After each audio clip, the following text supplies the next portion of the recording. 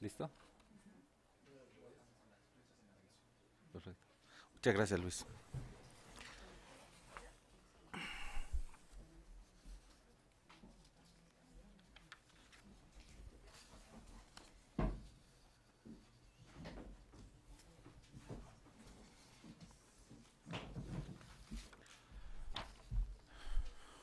Buenas tardes. Vamos a dar comienzo a esta que es la primera sesión del módulo 3.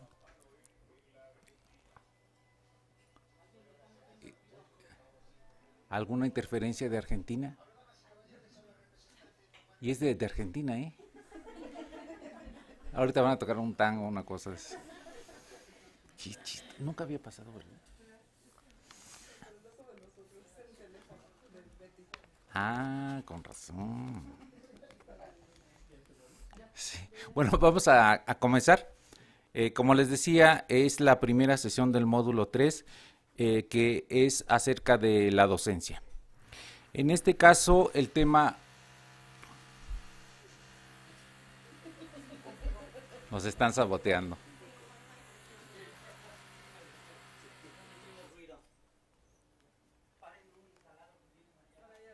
Vale, mejor un taladro. No es boicot, ¿eh? Colegas, no es ningún tipo de boicot. Nunca pasa esto. ¿Ya?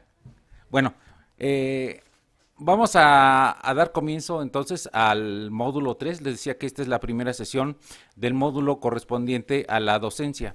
Y en este caso, el tema de hoy es el de tendencias de la organización curricular. Y para ello tenemos la participación de dos colegas muy distinguidas. La doctora Benilde García Cabrero, quien es profesora titular de tiempo completo de la división. Válgame.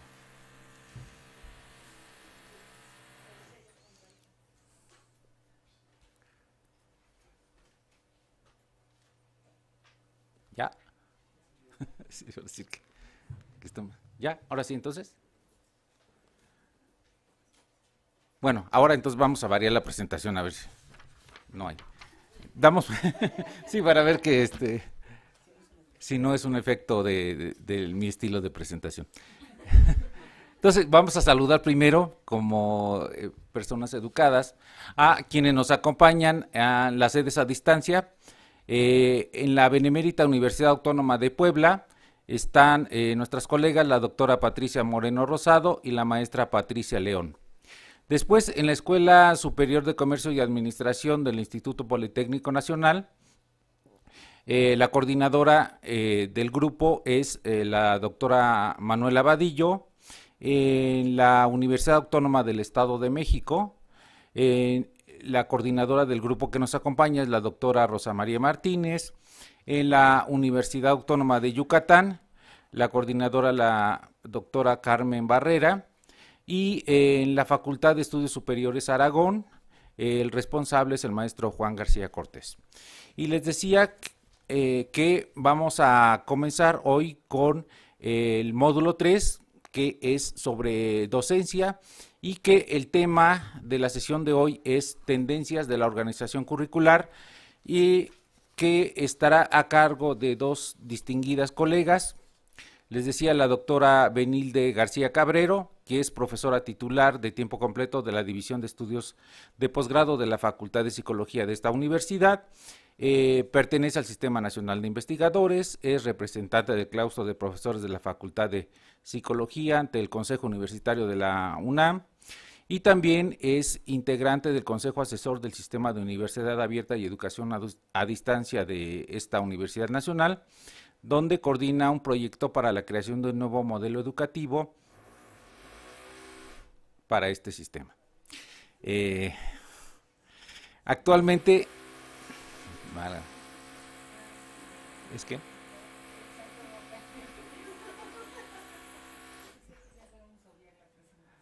eh, pues, pues la cosa es que no se vuelva a presentar otra vez este ruidito. Bueno, entonces actualmente coordina la sede de Tecnologías de la Información y la Comunicación aplicadas a la educación del programa de maestría en Psicología Escolar. También ha sido corresponsable del Consejo Consultivo de Formación Cívica y Ética de la Secretaría de Educación Pública desde el 2007. Es editora del newsletter of Special Interest Group Moral Development and Education en la American Educational Research Association y participa en los programas de doctorado de la Universidad Pedagógica Nacional y la Universidad Iberoamericana. También ha sido consultora para diversos organismos nacionales e internacionales, donde ha desarrollado planes de estudio desde el nivel inicial hasta el nivel superior, así como proyectos de investigación sobre evaluación y docencia.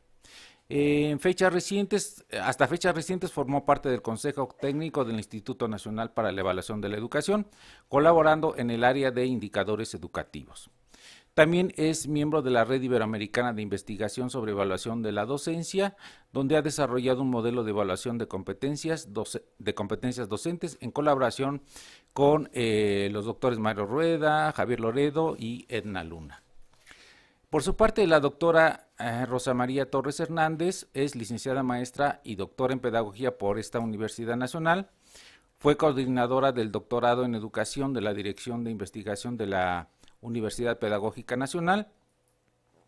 En la unidad de Ajusco, desde el 2002, es responsable del cuerpo académico, prácticas institucionales y constitución del sujeto en la educación de la misma institución.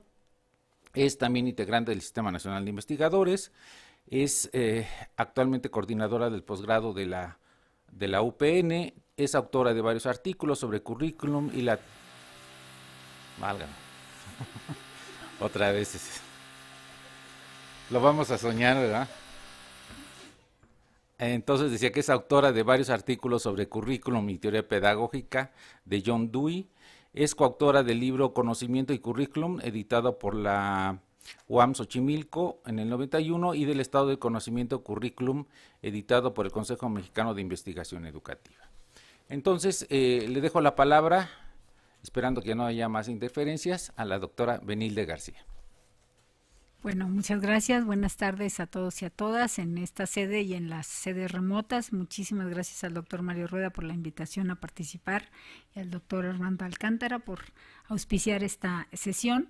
Bueno, nosotros vamos a hacer una presentación que aparece ahí el título, ¿no?, de la organización curricular por competencias y vinculándolo con el papel de los docentes, tratando de responder a estas interrogantes, ¿no?, de qué pasa con este enfoque, cuál ha sido su trayectoria, qué está ocurriendo actualmente, pero qué tiene que ver fundamentalmente pues con lo que los profesores hacen, ¿no?, en su quehacer cotidiano. La presentación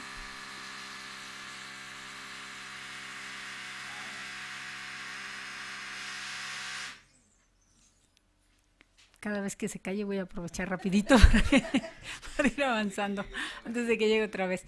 Hemos organizado la presentación en tres partes, ¿no? La primera es un poco la historia del enfoque de enseñanza basada en competencias, las críticas que ha recibido y bueno, pues una postura integradora de lo que actualmente se entiende y se acepta como esta propuesta.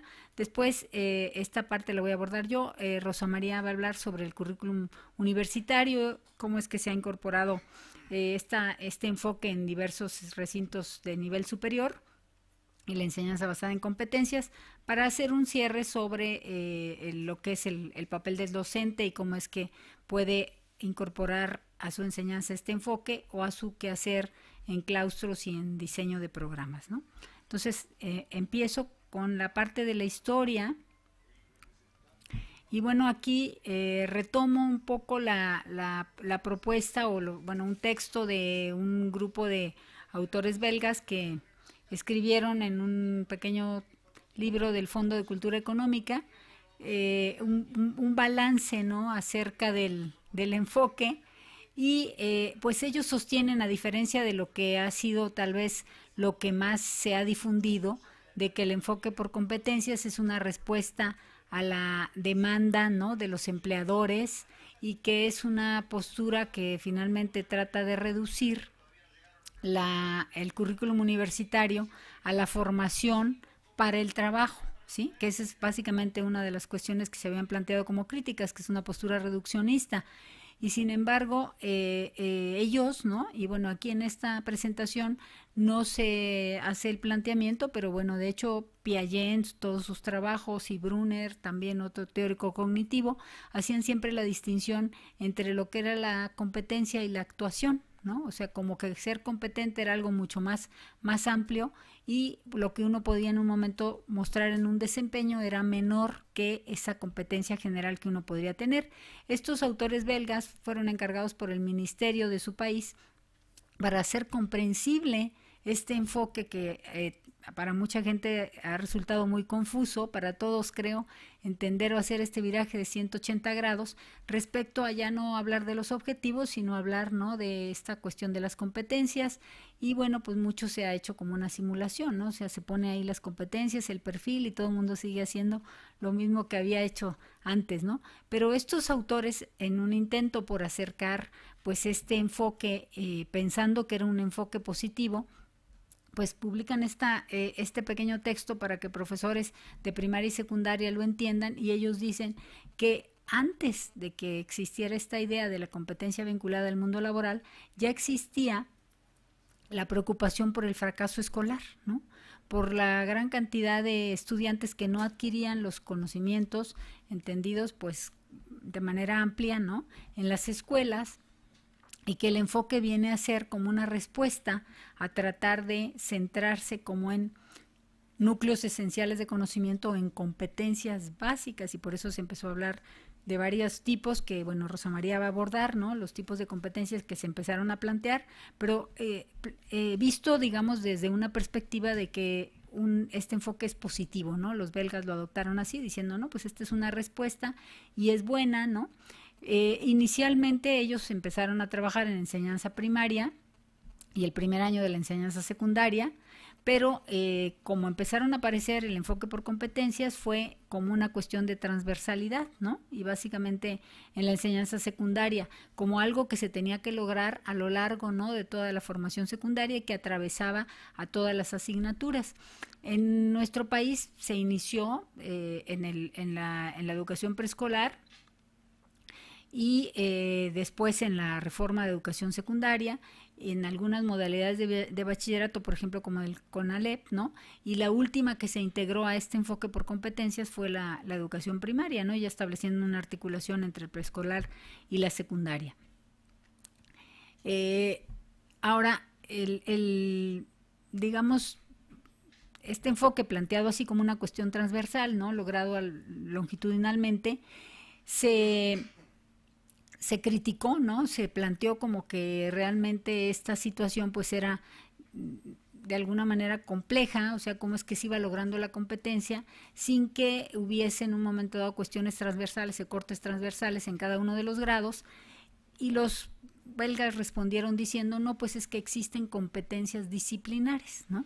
Lo cual introduce una complejidad, porque se entiende que la competencia es algo bastante más amplio que lo que se da en una disciplina, precisamente es como un saber integrador, pero ellos lo resuelven así, dicen, bueno, pues esto se va logrando a lo largo de toda la educación primaria o secundaria, pero sin embargo, ¿verdad?, hay competencias matemáticas, competencias en geografía, competencias en historia, que se pueden ir ubicando de alguna manera, ¿no? Entonces, pues así se resuelve curricularmente, por lo menos en educación primaria y secundaria.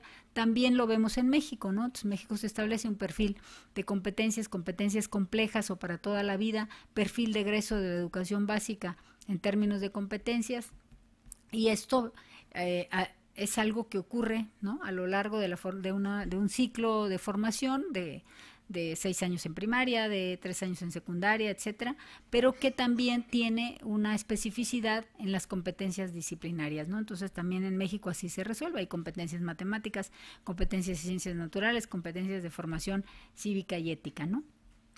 Bueno, aquí quisimos introducir esta como sección de la presentación en relación con lo de los mitos y realidades, ¿no?, respecto al concepto de competencias, que en realidad al presente podemos decir pues que es un concepto muy ambiguo, ¿no?, y que finalmente pues cada quien hace una propuesta de qué es una competencia, y entonces encontramos pues una gran cantidad de autores que plantean diferentes acepciones del término, ¿no? Y los que están a favor de ella pues plantean que este es un camino muy bueno, que porque los egresados, por ejemplo, de las instituciones universitarias no encuentran trabajo o no están preparados para aquello que está demandando el mercado laboral, y entonces pues que es una buena manera, ¿no? Podríamos decir que es como una herramienta heurística, ¿no? Para poder definir los currículos. Entonces, ¿cómo hacemos? ¿Qué es lo que se define? ¿Qué es lo que queremos poner en un currículum? Bueno, pues aquello que tenga algún tipo de correspondencia. Claro que esto es un enfoque orientado a la demanda, ¿no? Y pues los detractores dicen que esto es demasiado reduccionista, que es demasiado rígido, que está automatizado, ¿no? Y que es teórica, empírica y pedagógicamente erróneo.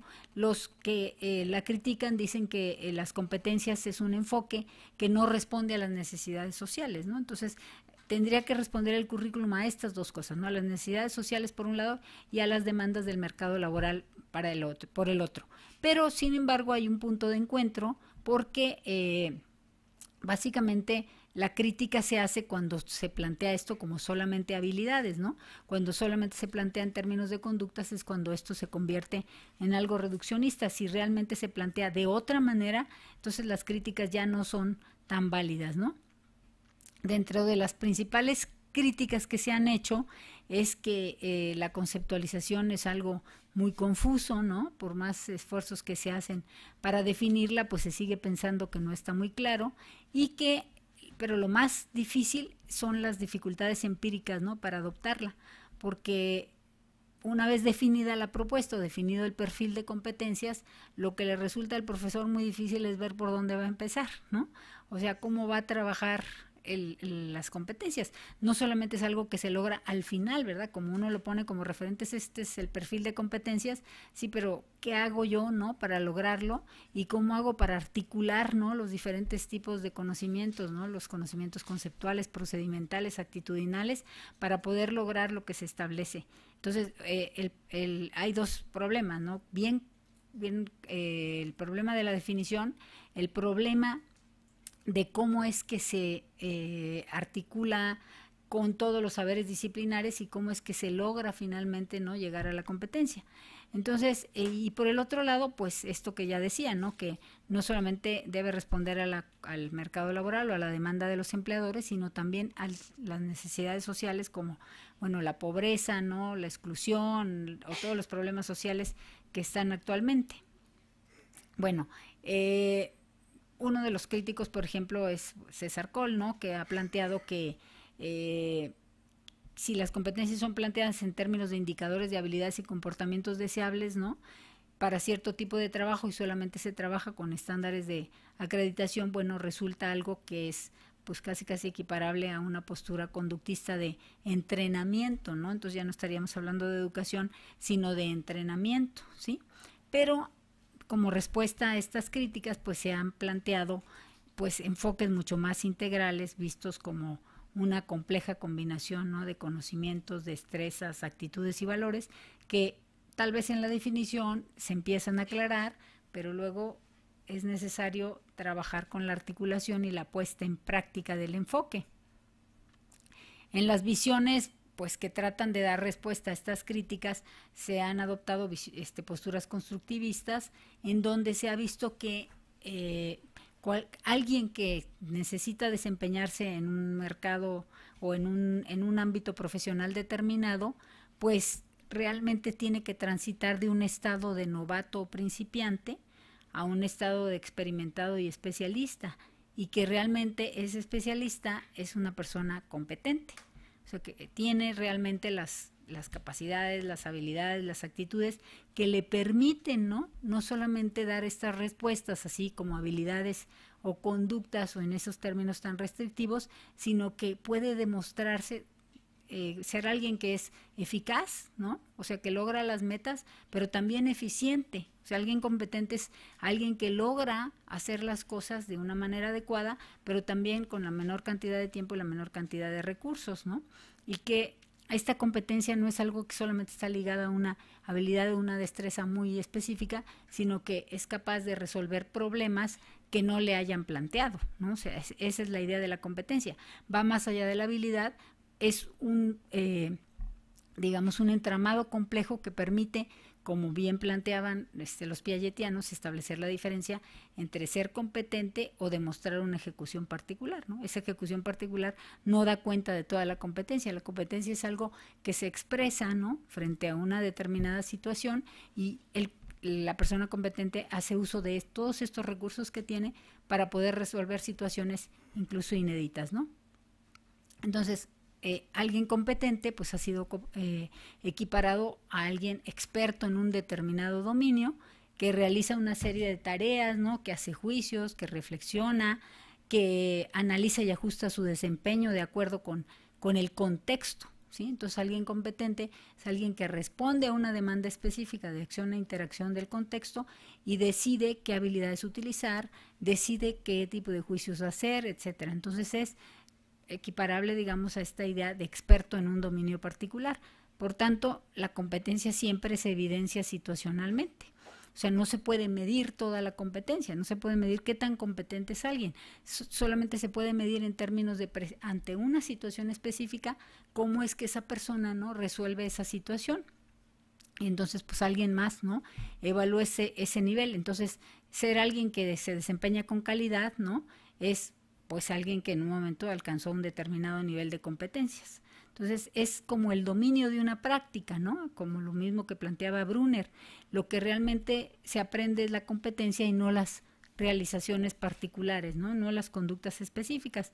Entonces, bueno, finalmente, pensar en esta idea, yo puedo decir que me he declarado partidaria del enfoque visto desde una perspectiva holística o una perspectiva constructivista. Visto así, a mí me ha parecido que sí realmente resuelve muchos de los problemas que tenemos en educación y que incluso es compatible con una visión ética, ¿no?, y de formación ciudadana, ¿no? También los que hemos estado en los consejos consultivos hemos hablado de competencias cívicas y ciudadanas, ¿no? Finalmente es un saber hacer eficiente y eficaz. Bueno, y con esto también es posible, ¿verdad?, como herramienta heurística para definir el currículum, pues darle más sentido a los aprendizajes, ¿no? Entonces, porque para ser competente solamente se puede aprender siendo competente. O sea, no se puede aprender como se había estado aprendiendo antes, ¿no? Entonces, si uno es congruente con este enfoque, entonces tiene que, como hemos, por ejemplo, definido en un libro de metodología que escribimos, solo se aprende estadística haciendo estadística, ¿no? Entonces, haciendo algo en un contexto determinado es como se puede aprender, ¿no? Entonces, la idea es, decían los belgas, ¿no?, reducir el volumen de conocimientos muertos, aquellas cosas que solo acumulamos, pero que realmente nunca ponemos en operación y no adquieren un significado y un sentido realmente importante, ¿no?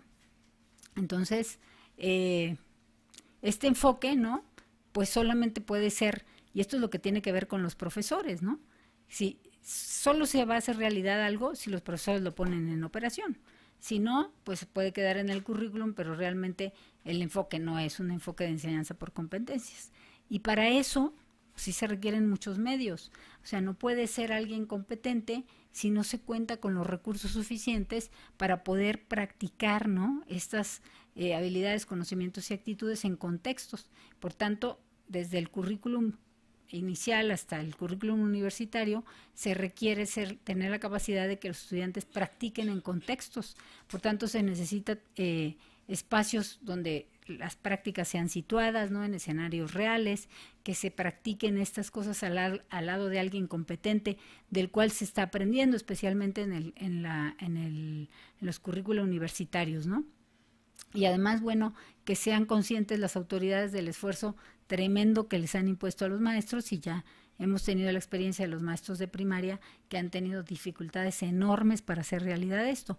En los currículos universitarios o de nivel medio superior y superior, pues también se han enfrentado a esto, ¿no?, de capacitar a los maestros, ser conscientes que se les está pidiendo un viraje de 180 grados y que realmente se reconozca claramente, ¿no? Bueno, entonces, pues este enfoque básicamente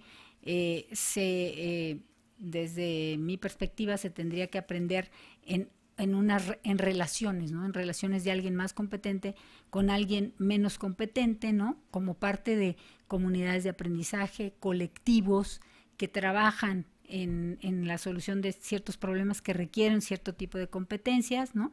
Y que pueden en un momento dado, bueno, también ser adquiridos de otra manera. Cada vez se reconoce más que hay un montón de gente muy competente que no ha ido a la escuela, ¿sí? En esto, por ejemplo, de las programadores o de los que manejan las computadoras, pues hay algunos de los más competentes jamás han ido a una universidad, ¿no? Han desarrollado la habilidad de manera informal, ¿no? En la vida cotidiana. Entonces, esto implica, bueno, que la evaluación se tiene que hacer como en la práctica, ¿no? La competencia se demuestra haciéndole, por tanto, requiere prácticas sociales, ¿no? Contextualizadas, ¿no? Y bueno, aquí terminaría yo con esta parte, con una de la lectura que nosotros les planteamos, ¿no? Que al final pues hace como que énfasis en por qué, o uno logra entender por qué se ha dado tanto la confusión en este concepto. Porque por un lado, pues competencia podemos decir, se ha confundido con esto de ser competitivo, ¿no? Entonces la gente dice, bueno, si esto está orientado a la competencia, es que todo el mundo se va a poner a competir uno con el otro, ¿no? Y eso, pues, es en realidad una forma, ¿no? de aprender a hacer destruyendo al otro, ¿no? Aprender a hacer a costa de ganarle al otro, y ese es un enfoque que no es exactamente la acepción correcta del término, ¿no? La otra es esta de aprender a hacer cosas como de electricidad o de una cuestión técnica que sería muy reduccionista, ¿no? Pero la definición actual, o que por lo menos hace una síntesis integradora de este concepto, la plantea Guy Le Boterf, ¿no? En donde dice que la competencia es saber actuar de manera pertinente en contextos, enfrentando problemas que corresponden a la definición social de la profesión, o sea, problemas típicos de la profesión, y entonces para lo cual uno necesita movilizar recursos personales, de contexto y de redes, y que la gente, bueno, además se hace responsable de las acciones y de las consecuencias de esas acciones, ¿no? Le pasaría la palabra a la doctora Rosa María Torres para seguir con la presentación. Gracias, Benítez. Sí, ¿no?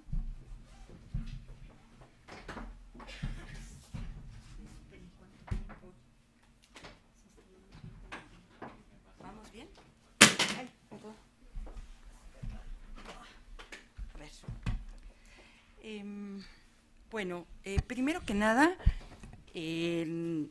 ya lo ha mencionado Benilde, en el campo del currículum en particular hay como una historia, ¿no? O sea, la teoría curricular es una de las teorías cada vez más consolidadas dentro del campo de la educación, y hay un siglo prácticamente de articulación en esto, y hemos llegado a un punto en el campo curricular en el que se va trabajando el currículum, o por lo menos yo lo planteo así, como un problema central por una razón, no solamente porque sea el elemento simbólico a partir de lo cual los maestros toman referencia acerca de cómo enseñar, qué hacer, quiénes son los alumnos y toda la parte propiamente operativa y de finalidad del quehacer de la educación, sino también porque se ha convertido en un analizador institucional. Es decir, si uno quiere ver lo que es una institución, uno puede analizar qué pasa con el currículum, y analizando qué pasa con el currículum y todos los debates alrededor de lo que pasa en el currículum dan significado a lo que está sucediendo en esa institución. Hemos llegado a un punto, creo que clave, que tiene que ver con… Hay que cambiar el… Permítanme un momentito. Con el mouse, para aquí está, mira. Ahí está la tuya. Ahí está el seminario. Está arriba. Ahí está. Hemos llegado a un momento en el cual en realidad estamos hablando ya del momento de la innovación curricular. Esto tiene que ver por muchas razones estamos en esta situación, porque realmente hay un cambio efectivo en condiciones sociales, en condiciones económicas a nivel mundial, y esto ha hecho pensar a nivel de las universidades, no solamente a nivel de las universidades, pero yo me voy a centrar más que nada en el asunto del currículo en enseñanza superior, en el problema de cómo formar a un profesional y cuál es la innovación curricular que debe ser pensada al interior de las universidades.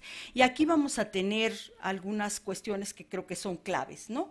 Vamos a tener diferentes posiciones que van a hablar de esa innovación, desde la tutoría académica hasta centrarse en el aprendizaje, hasta hablar del currículum flexible, hasta fomentar de alguna manera los escenarios prácticos como un eje central, los aspectos de ejes transversales en la formación va a ser otro elemento sustantivo que va a empezar a trabajarse en el campo del currículum. A todo esto lo vamos a conocer como innovación. Y lo que en realidad uno ve en las instituciones no es tanto solo el currículum por competencias. Lo que ve uno es en realidad una hibridación de una serie de posturas innovadoras que se van combinando según el caso de la universidad y según lo que van discutiendo los grupos académicos al interior de las universidades. Si bien es cierto que en la parte universitaria, a diferencia de otros niveles, la idea de participación de los profesores es muy importante para la construcción del currículo. Es decir, aquí, en el caso de las escuelas, de la escuela primaria o de la escuela secundaria, la participación se da como muy dentro de la jerarquía propia de estructuración.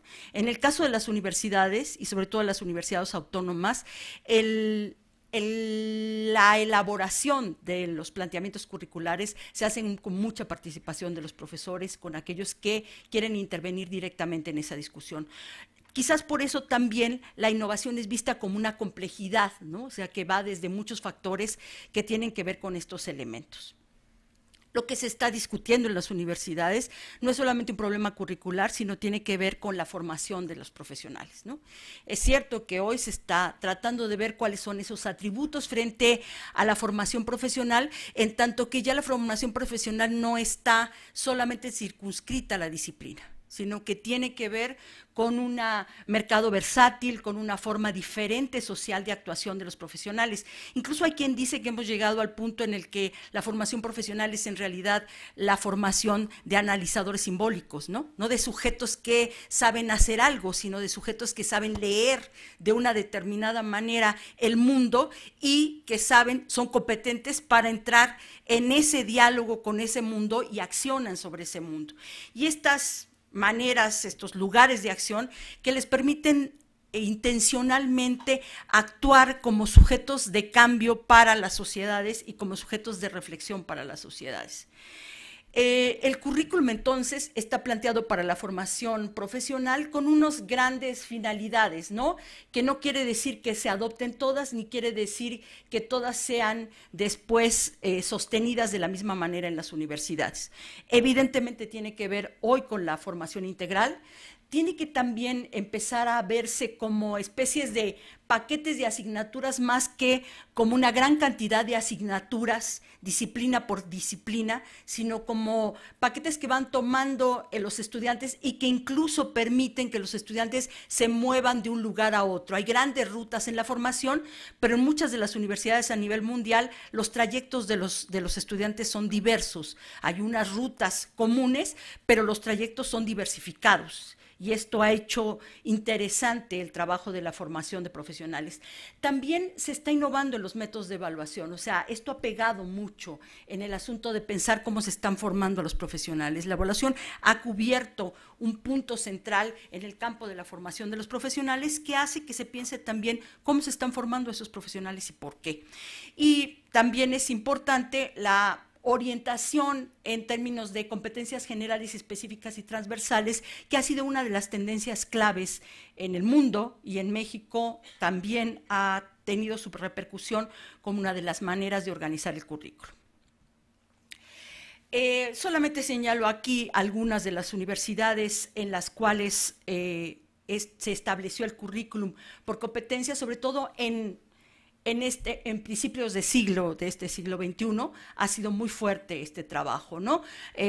Evidentemente han sido cabeza de serie, vamos a decirlo así, del currículum por competencias, ciertas carreras, No todas las carreras han entrado de la misma manera, ni aunque las universidades han impulsado para todas las carreras, no todas las carreras lo hacen de la misma forma. La carrera de odontología sin duda ha sido uno de los lugares donde se ha trabajado mucho por competencias, también las agroalimentarias y también las ingenierías. En diferentes universidades como la Universidad Autónoma de Baja California o la Universidad de Guanajuato se han establecido algunos de los elementos que tienen que ver con el currículum por competencias y han empezado a trabajar de maneras diferenciadas, incorporando nuevas posiciones más concretas de cómo entienden ellos las competencias. Ya no esta visión genérica de qué son las competencias, sino cómo cada quien va haciendo realidad qué entienden por las competencias y cómo trabajarlas. Como ya lo decía Benilde, se dan miles de definiciones acerca de lo que son las competencias, pero la Comunidad Europea, en este afán, digamos, de hacer compatible todos los planteamientos curriculares de la enseñanza superior en los países de la Unión Europea, ha diseñado una manera de entender las competencias para la enseñanza superior, ¿no? Y esto tiene que ver con una serie de combinaciones de destrezas, de aptitudes, de actitudes y también de disposiciones, porque este es el otro elemento que señala para la enseñanza superior. Esta disposición para aprender, también la disposición para adquirir saberes, pero fundamentalmente ha establecido dos mecanismos con un estudio muy importante que se hizo en referencia a la organización, a la OCDE. Esta referencia fue hacer un estudio que se hizo participaron muchos países del mundo, diciendo cuáles eran aquellas competencias clave que eran fundamentales para la formación. Y en ese estudio se establecieron las competencias clave como estas paquetes multifuncionales que cualquier sujeto que entre a cualquier nivel de formación y en cualquier situación necesita para el mundo contemporáneo. Esto fue muy importante porque permitió una discusión posterior para tratar de ver qué pasaba con esas competencias claves en carreras específicas, en situaciones de formación de profesionales específicos.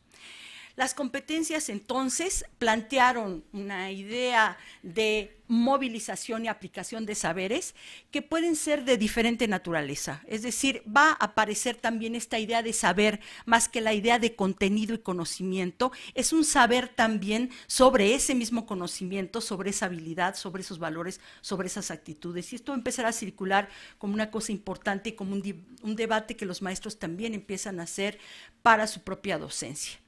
Existen también diversas funciones del saber, ¿no? O sea, puede haber funciones diferentes y eso también va a meter en una discusión interesante de cómo se enseña, ¿no? Es decir, no es que queden eliminadas las formas de cómo se ha enseñado hasta ahorita, sino simplemente hay una pregunta. Si yo quiero trabajar con determinados tipos de saberes, ¿qué funciones ocupan esos saberes en la formación? Entonces empiezan a aparecer cosas como saberes declarativos, es decir, cómo funciona tal cosa, procedimentales, cómo hacerlo, y condicionales, cómo decir, qué hacer y cuándo. Y empiezan a aparecer una diversificación de funciones alrededor de esto y una pregunta fundamental sobre entonces cómo trabajar esos saberes también, no solamente los saberes, sino cómo trabajarlos.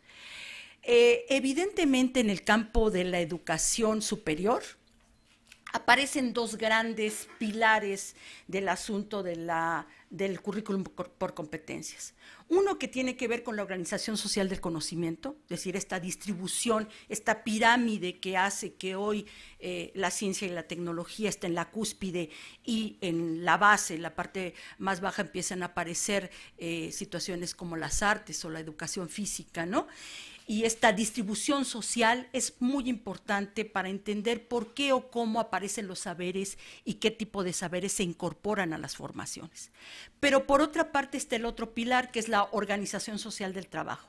Es decir, cómo se ha armado también la pirámide en la organización, que es lo más valorado socialmente, ¿no? El trabajo intelectual, y que es lo menos valorado, que en muchas ocasiones es el trabajo manual.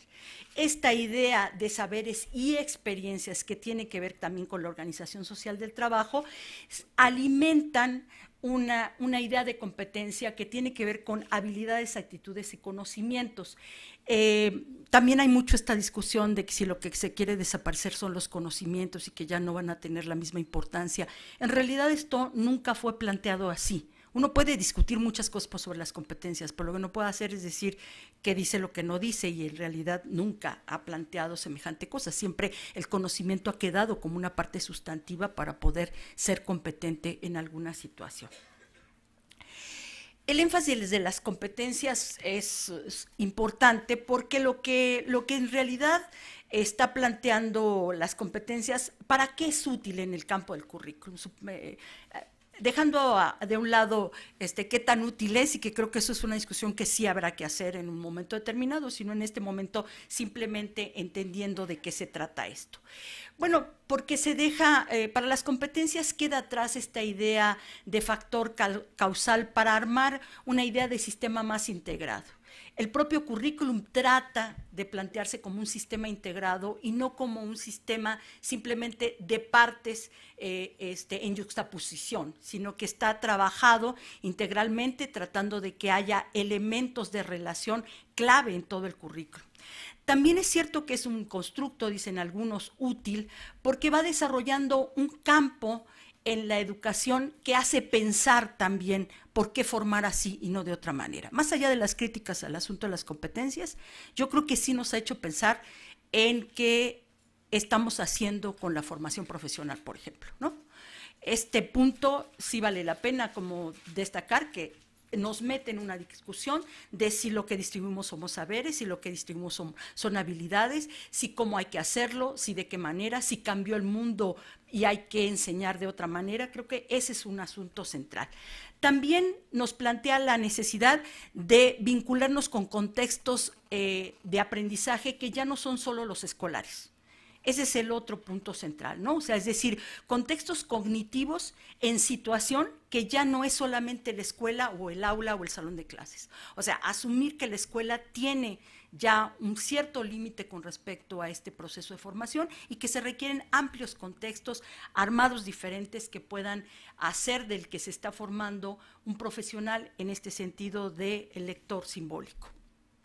También se busca, además, se dice, hay una búsqueda de algo más, hay una búsqueda de tratar de ver una dirección correcta de cómo formar y por qué caminos posibles, o sea, qué rutas son las fundamentales y por qué tenemos que trabajar de esa manera. También está relacionado con, no solo con el hacer, sino en el sentido de acción, pero también de acción en amplio razonamiento, es decir, tratar de ver que la acción en el sentido humano no es una ejecución simple, sino que realmente implica un circuito mucho más complejo que lleva hasta el juicio, ¿no? O sea, una acción no tiene solamente que ver con la ejecución. En el campo de la enseñanza superior se habla de diferentes niveles de las competencias. Se habla de competencias básicas, de competencias genéricas, de competencias específicas, pero también se habla de las competencias transversales, ¿no? La combinación de estas se supone que arma una estructura que permite ir formando al profesional de manera mucho más articulada e integral, por lo menos esa es su intencionalidad. Las competencias básicas tienen que ver con capacidades intelectuales para el aprendizaje de una profesión. Fundamentalmente son competencias cognitivas, técnicas y metodológicas que se van adquiriendo en los niveles educativos previos, digamos, en primeras fases de enfrentamiento a la formación profesional. Y esas competencias pueden ser muy importantes para el desarrollo y pueden incluso compartirse con otras profesiones, no tienen que ser específicas de una profesión en lo concreto. Algunos lo hacen así y otros lo hacen en lo específico para cada profesión. Hay también las competencias específicas que son la base particular del ejercicio profesional, el ejercicio profesional de esa profesión, de la odontología, de la ingeniería, de la medicina, de la arquitectura, y que están más vinculadas a situaciones de ejecución concretas de esa profesión, y ese es el otro punto fundamental de las competencias específicas. Pero también existen las competencias transversales, y aquí hay mucha discusión, porque también existen los temas transversales. Hay quien dice, no, lo importante son las competencias transversales, y es que dice, no, metamos primero temas transversales y después discutimos lo de la transversalidad de la competencia, ¿no? Sin embargo, en la tendencia a las competencias transversales en la enseñanza superior, se pretende que éstas rebasen los límites de lo disciplinar, es decir, son estas competencias de frontera básicas, fundamentales para hacer un trabajo que tiene que ver con un trabajo colaborativo, con un trabajo armado alrededor de profesiones, no solo afines, sino aquellas incluso muy, muy distantes. Es el caso, por ejemplo, de algunos currículum en Europa. En Ginebra se está trabajando mucho entre la ciencia y el arte, ¿no? O sea, el diseño se trabaja básicamente con una base científica y se trabaja con competencias transversales fundamentales para ir articulando sistemas de frontera, ¿no? Incluso generando nuevas profesiones a partir de esos sistemas de frontera específicos. Se supone que las competencias trabajan sobre una visión, ya lo decía Benilde, sobre una visión holística, ¿no? Que está tratando de crear elementos de desarrollo y desempeño de los profesores, que está tratando de armar conocimientos, de armar entendimientos diferentes, pero también un desarrollo de competencias que combina determinados contextos y no solamente la presencia de la habilidad, sino desde el punto de vista de la competencia es el desempeño entre lo que pasa con el conocimiento, lo que pasa con el entrenamiento, la experiencia y la habilidad ejecutiva. Es decir, esta parte es muy importante, no se centra en un solo punto, no tiene que ver solo con el conocimiento, no tiene que ver solo con la habilidad, no tiene que ver solo con la experiencia. Tiene que estar en juego todos estos elementos para poder plantearse que hay una competencia. La visión holística, en este caso, ha tocado también a la profesión docente. Evidentemente, si se está discutiendo cómo formar a los profesionales desde el punto de vista de las competencias, también se está discutiendo qué docentes son los adecuados para formar en ese tipo de planteamientos curriculares. Por supuesto que la profesión docente amerita también este tipo de trabajo entre la competencia y la propia profesión y tener que pensar el asunto de los saberes y las habilidades. Hay quien ha planteado, y solo lo menciono así, que las competencias transversales de la profesión docente son estas, ¿no? Aprender a ver y analizar, aprender a decir y escuchar y a escribir y a explicar, aprender a hacer y aprender a reflexionar. Que un buen docente en el campo de las competencias a nivel de las profesiones tendría que tener estas competencias como competencias transversales, independientemente de que se forme particularmente sobre competencias específicas para planear, para aspectos metodológicos, para la evaluación o para cualquier otro aspecto importante de la docencia. Estas competencias transversales, como aprender a ver, tiene que ver con relacionar los elementos variables de las situaciones y aprender a identificar los mecanismos subyacentes de las lógicas de funcionamiento.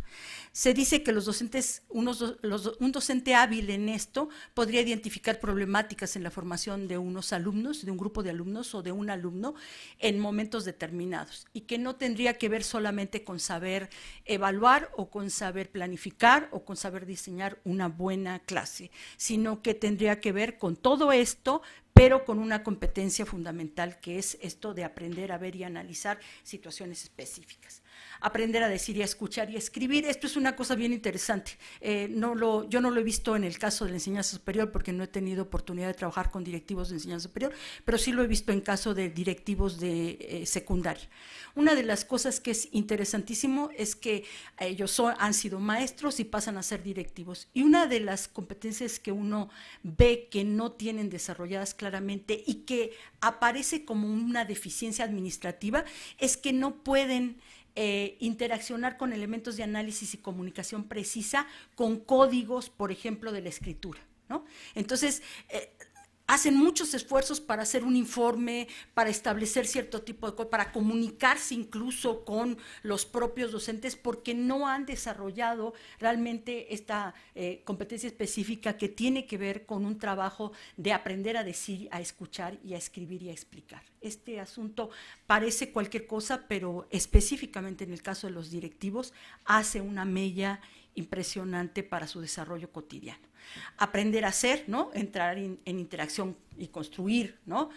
Confrontar los elementos de análisis que están ahí, aprender a reflexionar, que es el otro elemento sustantivo. Toda idea de competencia en el campo de la docencia casi siempre termina diciendo, sí, está bien, todo esto es importante, pero la reflexión es central. No hay manera de soslayarlo ni de dejarlo de lado.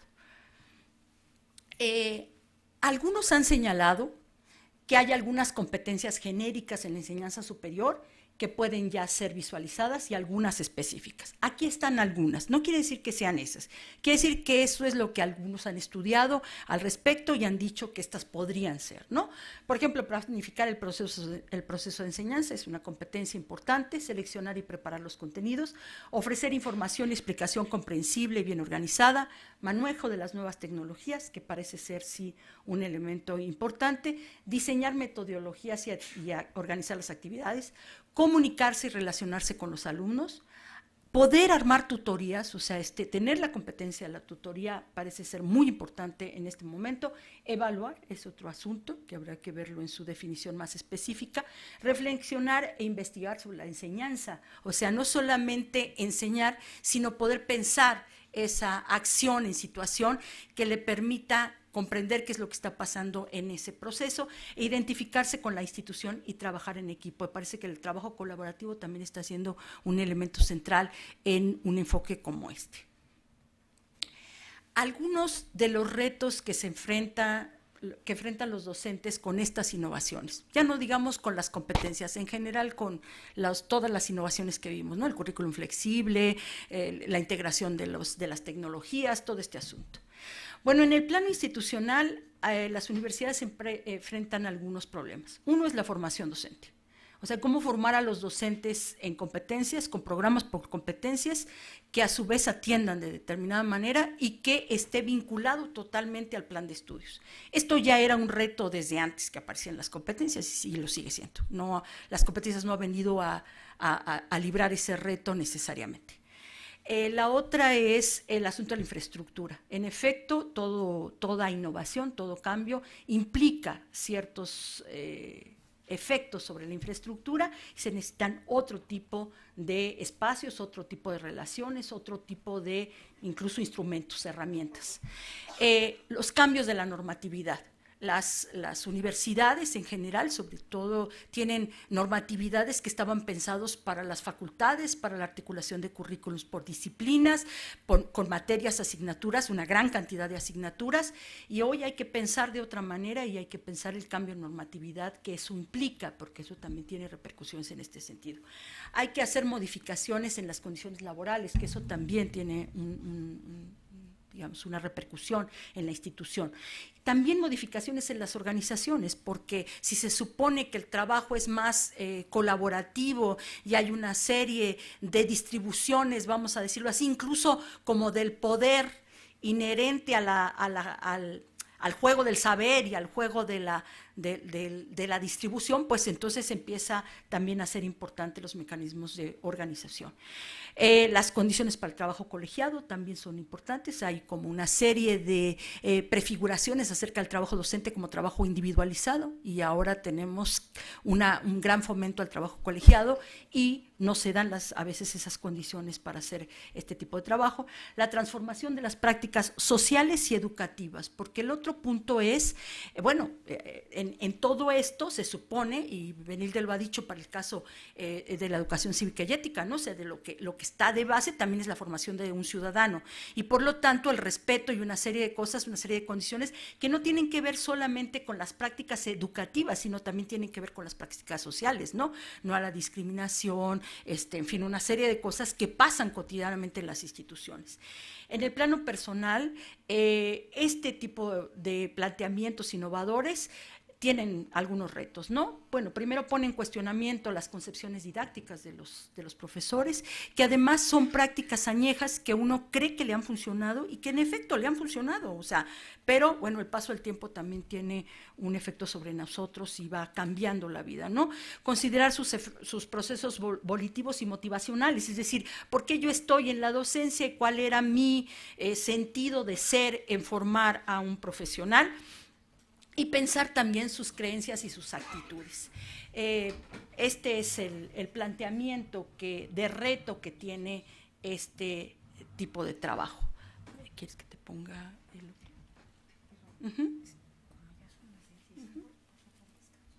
Haremos... ¿Sí se puede? ¿Sí? ¿Un poquito? Te dejo. Sí.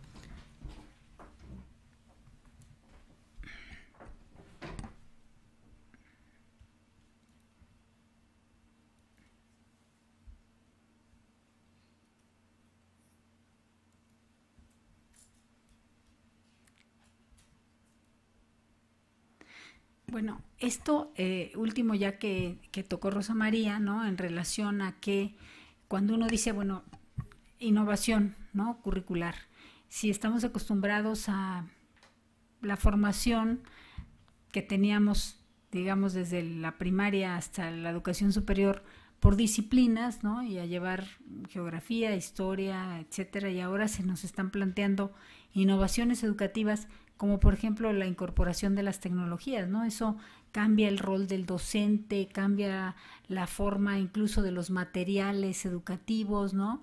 Están organizados de una manera completamente diferente, se usan los hipertextos, si se usa el audio, si se usa el video, es decir, la innovación implica una serie de cosas en muchas dimensiones, ¿no? Incluyendo la cuestión de la evaluación, porque por ejemplo ahora el tema, digamos, de las profesiones va a estar sujeto a la necesidad de certificaciones y recertificaciones, en donde los grupos de profesionales van a estar teniendo que dar fe de que alguien se mantiene actualizado en la disciplina y en los métodos, etcétera. Entonces, todas estas, como ella lo planteó, ¿no? Innovaciones en materia de diseño, implantación y evaluación curricular, pues tendrían que traer aparejado un cambio en los profesores, ¿no?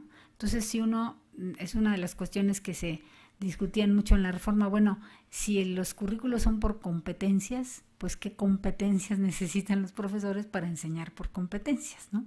Entonces, esto tendría que traer cambios, porque si nosotros estamos acostumbrados al currículum por asignaturas, pues lo único que necesitábamos era sabernos la asignatura y además imitar al profesor de nuestra elección, aquel que nos hubiera parecido que daba mejor la asignatura, y tratar de imitarlo o hacer algunos cambios e innovaciones, pero finalmente no representaba gran cosa, porque enseñar se equiparaba mucho a, bueno, tener un vasto conocimiento y saberlo decir o explicar de una cierta manera, y el alumno, bueno, tendría que limitarse a retomar esos conocimientos, ya sea a través de los apuntes o en los libros de texto, etcétera, y tratar de reproducir lo más fielmente posible aquello, ¿no?, que el profesional le había tratado en un momento dado de plantear. Eso luego, bueno, venía la parte práctica y entonces tendría que hacer otras cosas o en el laboratorio donde se hacían demostraciones, pero no había una gran complejidad, digamos, en esas formas de enseñanza. Pero ahora realmente estamos enfrentados a muchísimos retos, ¿no? La obsolescencia del conocimiento, la necesidad de que, bueno, además la gran acumulación, eso también, precisamente el currículum por competencias también viene a responder a esto, o sea, a la gran sobreespecialización, a la gran acumulación de conocimientos, a que cambian constantemente y a la necesidad de diversificar las formas de enseñanza. Entonces, todo eso ha traído pues esta necesidad de formar a los docentes en estas nuevas innovaciones. Por ejemplo, solamente ya el uso de las tecnologías le planteó retos enormes a la Secretaría de Educación Pública, ¿no? Uno de los grandes fracasos, ¿no? Fue el tema del programa de Enciclomedia, y no porque Enciclomedia estuviera mal, sino porque nunca capacitaron a los maestros para ver cómo incorporaban esto en las aulas, ¿no? Y lo mismo ocurre en cualquiera de los niveles de educación media superior o superior, o incluso en los sistemas estos que estamos trabajando de modalidades abierta y a distancia, en donde las formas del profesor ya no son las mismas, ¿no? Ahora funciona como un asesor en los sistemas abiertos, ¿no? Funciona de diferente manera en los sistemas en línea, o sea, ya no tiene el mismo papel, tienen otros recursos, se diversifican los roles del docente, entonces hay unos que son el tutor principal y luego los asesores, ¿no? Que son los que contestan a las preguntas, porque en un escenario, digamos, de cara a cara, alguien hace una pregunta, ¿no? Y hay 30 ahí, y pues el profesor le contesta a los 30 al mismo tiempo. Pero en línea, ¿verdad? Son 30 preguntas, es como tener 30 grupos. Y entonces el tiempo se vuelve así explosivo, y entonces por tanto empiezan necesariamente a tener que cambiar los roles docentes y obviamente los procesos de formación docente, porque los profesores entonces si no se enfrentan a los fracasos, ¿no? Hacer con estos programas de formación continua, en los casos de primaria y secundaria, pues unos cursos breves no capacitan al maestro para estas innovaciones y no las puede llevar a cabo, ¿no? Entonces, pues ante esto, Rosa María planteaba ahí un esquema de competencias que se han empezado a plantear, porque los procesos de formación pues tendrán que ir realmente especializando al profesor para estas tareas, ¿no? Entonces, y bueno, y sobre todo que en el caso de educación superior tiene más tareas, ¿no?, que en los otros niveles. O sea, se le exige ser investigador, se le exige ser tutor, ¿no? Tiene funciones también de difusión, tiene que dar conferencias, tiene que saber escribir libros y artículos, etcétera, ¿no? Y tiene que hacer muchísimos roles para los cuales se le tiene que ir preparando cada vez más. Pero cuando se trata de esta cuestión de las competencias, entonces ahí se plantean todavía retos bastante más complejos, ¿no? Entonces, ante esta situación, digamos, pues en el texto que les propusimos, ¿no?, de hecho nosotros empezamos con lo que plantea el texto al final, ¿no?, por la parte esta de las competencias y el cambio, y entonces ahí lo que dice es que pues son los profesores al final quienes hacen, y sobre todo en educación superior, ahí sí son ellos quienes tienen que definir más estrictamente lo que es el currículum. Normalmente, bueno, lo que se hace en educación básica es que juntan grupos de expertos, a veces sí participan los profesores, algunos pocos, pero no es el mismo colectivo. En las universidades pues están en un mismo sitio. Para la educación básica pues están en todo el país, ¿no? Entonces no los pueden juntar, pero participan algunos. Pero en el caso de las universidades pues sí es el claustro de profesores el que está involucrado, y son ellos quienes tienen que en un momento dado definir, redefinir y hacer los cambios curriculares, ¿no? Y ellos como claustro se tienen que organizar de una cierta manera para que puedan realmente ocurrir estos cambios o incorporar las innovaciones. Nosotros, bueno, el grupo de investigadores de evaluación de la docencia, este grupo que se mencionaba de 4 investigadores coordinados por el doctor Mario Rueda, desarrollamos un modelo de evaluación de competencias docentes para la educación media y superior, en donde se reconocen pues estas dos grandes cuestiones, ¿no? El trabajo en los claustros, el grupo de comunidad de profesionales de una cierta disciplina, bloque, asignatura, tema. Por ejemplo, la Facultad de Psicología hizo un cambio curricular hace no mucho, en el 2008, y planteó una cuestión así transversal que se llama área contextual, ¿no?, que corre a lo largo de los 8 semestres, en donde está un grupo de profesores que de alguna forma permiten que se articulen todas las demás áreas del currículum o que tienen que ver con todas esas áreas. Entonces, cada uno de estos grupos, ¿verdad?, pues van definiendo ciertas partes del currículum, trabajando de manera colaborativa y haciendo lo que se llamaría, digamos, tanto las propuestas curriculares como que tienen que ver con los programas oficiales de las asignaturas, y también desarrollando procesos de formación continua que tienen que apoyar, pues, por ejemplo, estas nuevas maneras, ¿no?, de hacer la docencia y de hacer los planes y programas, y trabajando en todos los procesos de gestión que tienen que ver con una escuela en particular, con las formas particulares donde se trabaja en un escenario de educación superior determinado, ¿no? Y por el otro lado, bueno, la otra parte que tiene que ver ya con lo que es la docencia en las aulas. Lo que definimos son 3 grupos de competencias, unas que tienen que ver con la planeación, que mencionaba Rosa María, ¿no? Con que el profesor trabaja con planeación, y esta es una habilidad que hemos visto que los profesores, por ejemplo, de educación básica no dominan, y que los profesores de educación superior se limitan a plantear como una serie de textos o de temas que abordan secuencialmente, pero que no saben exactamente cómo implicaría planear, ¿no? Para un currículum por competencias. Y luego, bueno, todo lo que tiene que ver con cómo hacer para llegar, ¿no? a los perfiles de competencias que se han planteado. Entonces tiene que ver con cómo conducir, ¿no? Aquello que se planeó y cómo valorar el impacto. Pero, digamos, esto es lo que tal vez podríamos decir nosotros conocemos normalmente como los trabajos que hacen los profesores en las instituciones. Sin embargo, en el caso de las competencias de las competencias que tiene que tener un profesor para enseñar por competencias, pues tiene que empezar por las competencias de evaluación.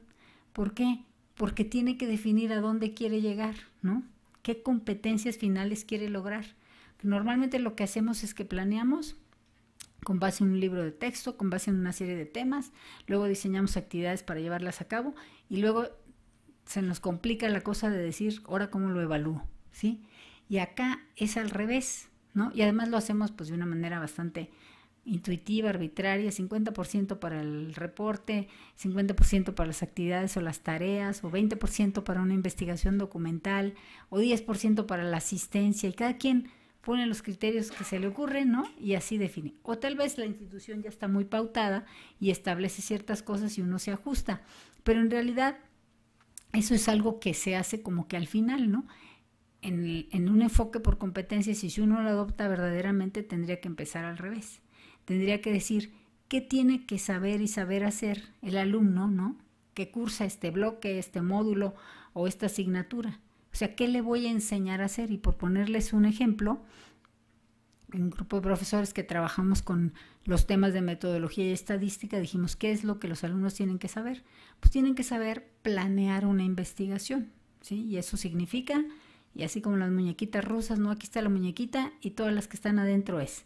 Bueno, pues tiene que decidir, ¿no? Una pregunta de investigación, que es una pregunta, involucra variables, que son las variables, ¿no? Esto se van abriendo las muñequitas y luego las otras, y entonces, y tiene que definir con cuántos sujetos, y tiene que elegir la muestra, y tiene que hacer esto y tal, y luego el diseño experimental, y ahí tiene la planeación. Luego la tiene que conducir. ¿Y qué significa esto? Tiene que aplicar instrumentos, decidir qué instrumentos son los que van a evaluar esas variables, tiene que recoger datos, tiene que sistematizarlos en un enfoque cuantitativo, ¿no?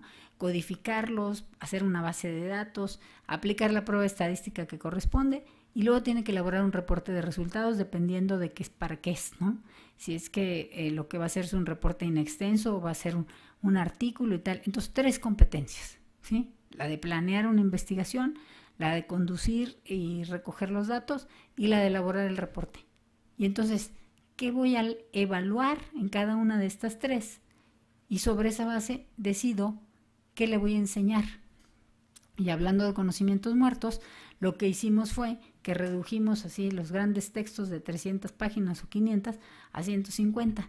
¿Y por qué? Porque en realidad el alumno no necesitaba saber más que ciertas cosas esenciales para adquirir esas competencias a nivel básico, que era como lo estábamos planteando, ¿no? Entonces, digamos, mapeo, bueno, luego se desglosa. No voy a hablar mucho sobre el modelo porque creo que va a haber la oportunidad de que se plantee en otra sesión, pero lo que hicimos fue pues ver qué había, ¿no? Para poder en un momento dado desarrollar el modelo y sobre todo con los enfoques basados en competencias, y sobre eso pensamos que bueno, la evaluación alrededor de estas competencias también tiene que tomar en cuenta pues si el profesor en un momento dado está trabajando X número de horas, ¿no? Cuántas asignaturas con cuántas está trabajando, con cuántos alumnos, ¿no? Qué tipo de enseñanza está desarrollando, porque no va a ser lo mismo evaluar la competencia de un profesor que da teoría, ¿no? Al profesor que da a distancia, o que está dando un curso de laboratorio, está dando un taller o una práctica de campo. Entonces, podemos hablar como decía Rosa María, de competencias genéricas, ¿no?, que son comunes a todas las profesiones docentes, pero específicas, ya sea por disciplina o también por tipo o modalidad de enseñanza, porque el profesor que tendrá que dar una práctica de laboratorio tendrá que tener ciertas competencias específicas que no tiene un profesor que da la clase presencial, o un profesor que es un supervisor, ¿no?, en un escenario, por ejemplo, un médico, ¿no?, que está trabajando con los R1, R2, R3, pues el tipo de enseñanza que desarrolla es diferente y entonces tendrá que evaluar de manera diferente, ¿no? Y también, bueno, se tiene que tomar en cuenta la cultura institucional, porque no es lo mismo dar las clases en el TEC de Monterrey, ¿no?, que ahí se fomentan ciertas cosas, que dar en la Ibero, ¿no?, que se promueven otro tipo de valores. Entonces, todo esto, ¿verdad?, tiene especificidades que tendrán que tomarse en consideración cuando uno quiere ver si el profesor tiene o no las competencias para lograr, ¿no?, aquel perfil de competencias que se está planteando.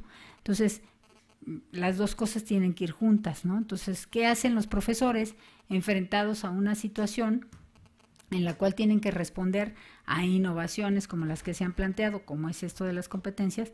Pues tienen que ver cuál es la especificidad de este enfoque, ¿no?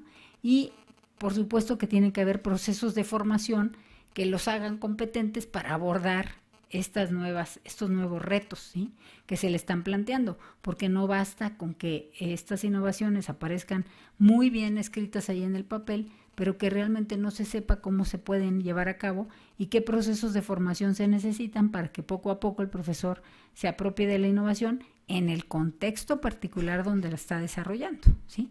Porque hay cuestiones, sí, que siempre serán genéricas, como saber escribir, saber comprender textos, ¿no? Pero habrá cosas que son muy, muy particulares, ¿no? Por ejemplo, en el caso nuestro de la formación de los psicólogos, pues entrenar a un psicólogo a ser psicólogo clínico, pues requiere que aquel que sea su supervisor tenga cierto tipo de habilidades, ¿no? Para cada cuestión se requerirán otras, ¿no? Incluso en esto de la adopción de las tecnologías, bueno, pues también hay sus especificidades, habría que ver qué tanto realmente se tienen que incorporar al currículum, ¿no? Y en aquello que se tengan que incorporar, cómo se van a hacer, qué tipo de tecnologías, y entonces la propia institución tendrá que responder, ¿no?, a estos retos con programas de formación ad hoc para los diferentes perfiles docentes que se requieren y para apoyar al profesor para apropiarse de la innovación en un proceso muy gradual, siguiendo ciertas pautas. De otra forma, pues realmente la innovación se va a quedar ahí en el papel o se va a quedar en las aulas como en enciclomedia, pero no van a ser usadas, ¿no? Entonces, por eso el profesor es el elemento fundamental en el caso de educación superior, tanto para la construcción y la elaboración de los planes y programas, ¿no?, como para su puesta en práctica, pero también la institución tendrá, como decíamos, que darle las condiciones para que el profesor pueda realmente apropiarse de la innovación y llevarla a cabo, y entonces saber si realmente funciona o no, porque si no, lo que nosotros estaremos juzgando es que esto no funciona, cuando en realidad lo que se pone en práctica es otra cosa, ¿no? O el profesor siguió haciendo lo mismo que hacía antes, ¿no? O el caso de enciclomedia era que lo que veíamos era que los maestros, pues ahora, en vez de que los niños leyeran el libro de texto, pues lo proyectaban ahí, ¿no? Y ahora lo leían todos en la pantalla. Entonces siguieron haciendo lo mismo, pero con un recurso diferente.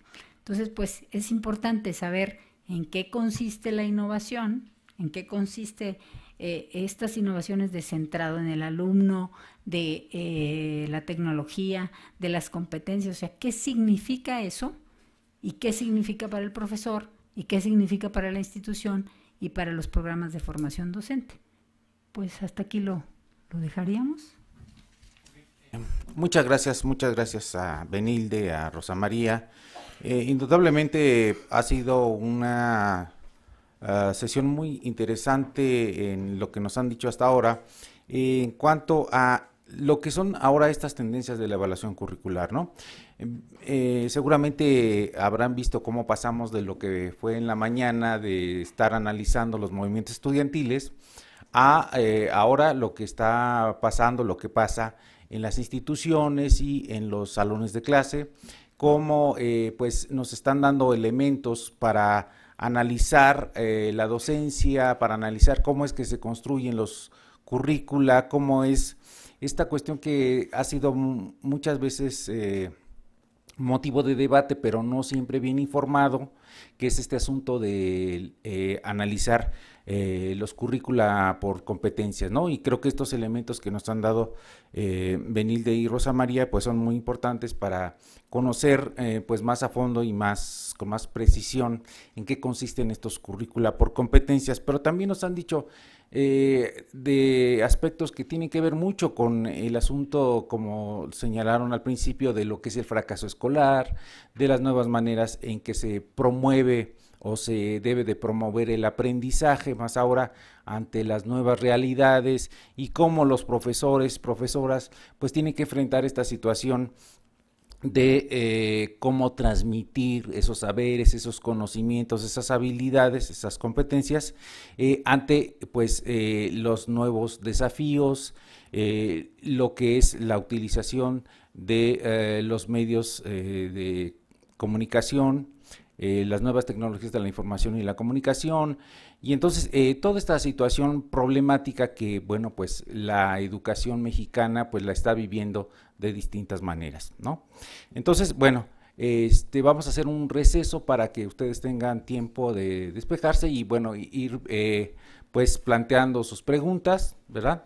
Y pues nos vemos en 15 minutos. Gracias.